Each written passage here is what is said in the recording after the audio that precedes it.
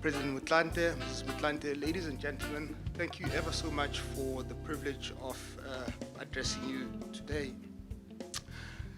My brief this evening is to talk about responsible leadership, and to do so in the presence of President Motlanthe and in the shadow of his own thoughts on the topic, some of which we've just heard this evening. Folks, this is surely the quintessential definition of a tough act to follow. So, for instance, I'm a banker by professional calling, some might say a failed and rehabilitated lawyer. But there is also a sense in which I am called, in the ethical and religious sense, to answer to a higher purpose. But what precisely are the higher purposes for which a leader is called? In normal usage, bureaucracy means red tape, elaborate hierarchy, rigid, stupid rules, unnecessary procedures, an uncaring and obstructive attitude. In my capacity as the chief executive of Standard Bank, I'm very much opposed to bureaucracy in this sense, and I'm engaged in a constant battle against its tendency to grow like weeds in any large organization. This evening, however, I use the term in its academic, Weberian sense. But systems can and should be designed to maximize transparency. Incentives can and should be designed to nudge people towards honesty and high performance. Auditing should be scrupulous and entirely independent. Serious consequences should follow for wrongdoers, of course, after due process. These are all essential disciplines. But in the end, a high sense of status honor is even more important. This is simply because surveillance cannot be everywhere, least of all in the offices of senior leaders. As leaders, each of us makes a large number of decisions that cannot be directly observed and they cannot be audited. To put it bluntly, the chances of being caught out are always low, which is one of the main reasons why some people start down the slippery slope of white-collar crime. Therefore, the ultimate reason why a leader in a large organization will act correctly is not that they're afraid, but because it would be beneath their dignity to act unethically or illegally. Every important decision that a leader makes is both a decision to do something and not to do something else. Indeed, the roots of the word decide are arguably to kill or to cut. A responsible leader will be acutely aware of the opportunity costs and will work hard to reduce such costs and ensure that, if they cannot be avoided, they are fully justified and offset by the good that will arise. If that sounds absurdly abstract, consider the current debate about the extent to which the fourth industrial revolution will cause job losses, as alluded to by Dr. Foster. It is unlikely, by the way, that these changes will cause an overall reduction in employment. MIT research, based on nearly 5 decades of data from 28 industries in 19 countries, has found that the net effect of automation has actually tended to be an increase in employment, amounting to around 6% over the period 1970 to 2007. However, in my view, a responsible leader will certainly not leave the matter there.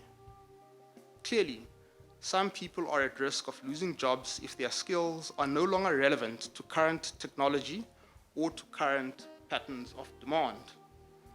In order to minimize this very risk, Standard Bank has taken great care over the past 5 years to retrain people for new jobs inside our group and to enable them to become entrepreneurs outside our group. The second ethic which motivates strategic leaders is the ethic of ultimate ends. This is the ethic that arises from a sense of hope, of possibility, and from the conviction that great prices are worth paying to achieve great things.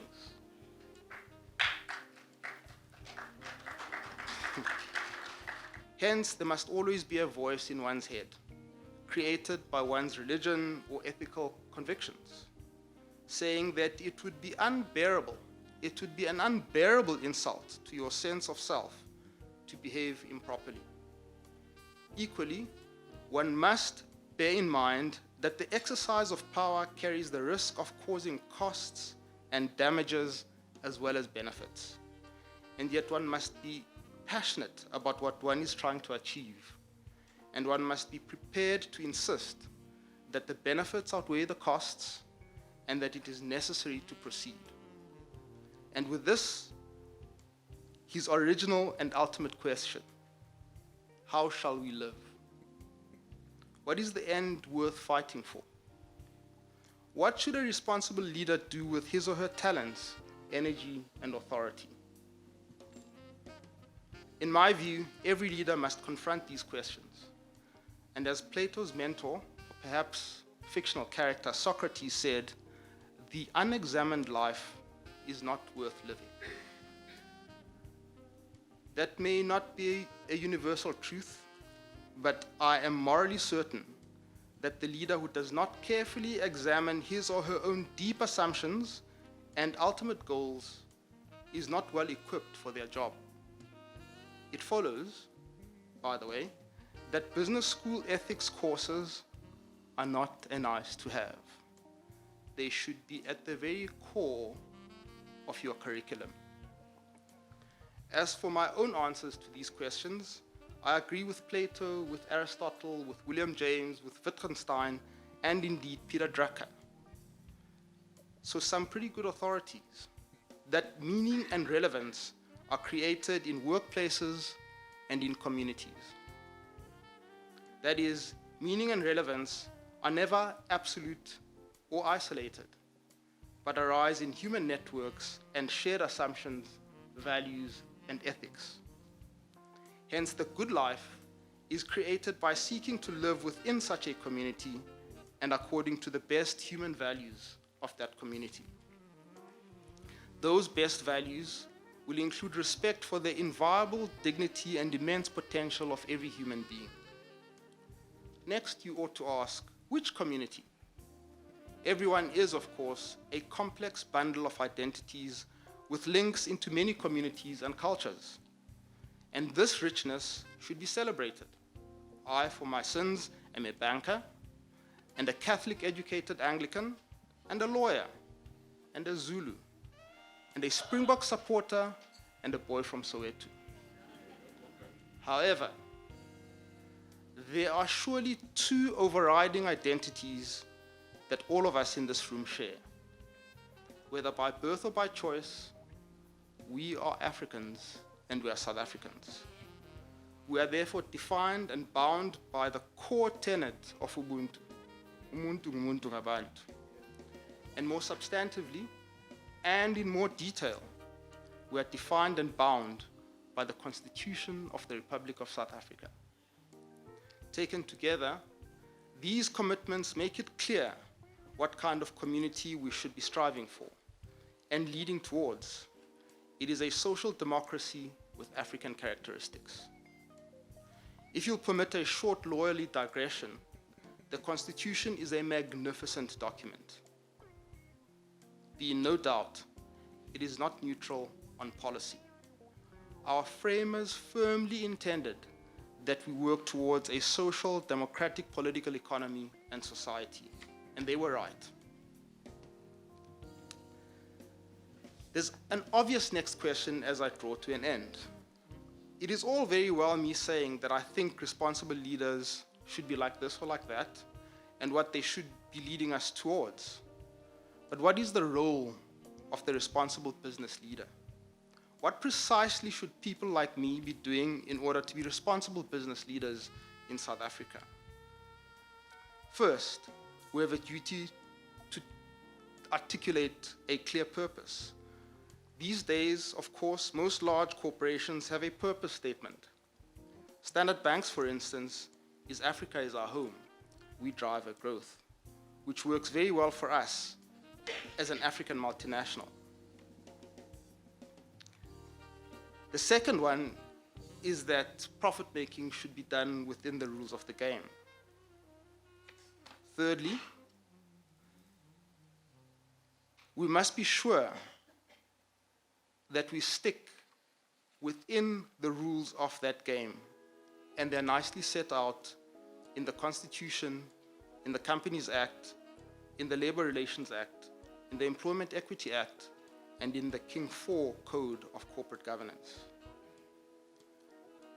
Third, we should engage with caution, humility, and utmost good faith with society and with the relevant authorities when we think that the rules of the game should be improved. Responsible South African business leaders should support the achievement of South Africa's ultimate end, which is transforming this deeply wounded, deeply unfair, and mostly poor country into a prosperous, fair, and unified African social democracy. Again, this should sound absurdly abstract and high-flown, but there are many practical examples where people are executing this. If leadership is indeed a vocation, and I think it is, surely what Weber describes and what Drucker supports is what leaders are called upon to do. Thank you ever so much for your attention.